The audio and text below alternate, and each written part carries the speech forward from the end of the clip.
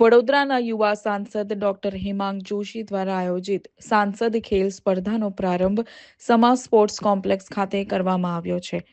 પ્રસંગોચિત ઉદ્બોધનમાં સાંસદ અને મુખ્ય દંડકે વડોદરા અને રમતનો નાતો જણાવ્યો હતો.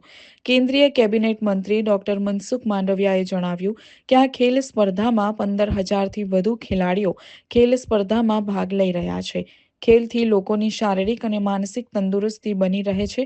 આવી સ્પર્ધાને કારણે ખેલાડીઓ પૈકી કેટલાય તેજસ્વી ખેલાડીઓ મળે તેવી આશા છે, જેઓ રાજ્ય અને રાષ્ટ્રનું નામ રોશન કરે છે. ત્યારબાદ તેમણે રમતો નિહાળી હતી. સ્પોર્ટ્સ એ વર્તમાન સમયની અંદર ખૂબ મહત્ત્વ ધરાવે છે.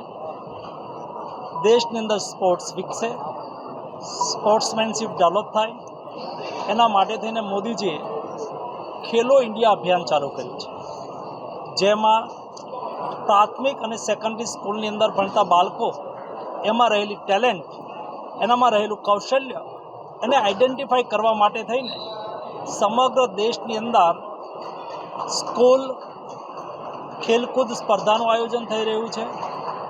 ખેલો ઇન્ડિયા તહેત ખેલો ઇન્ડિયા યુવા સ્પર્ધાનું આયોજન થઈ રહ્યું છે.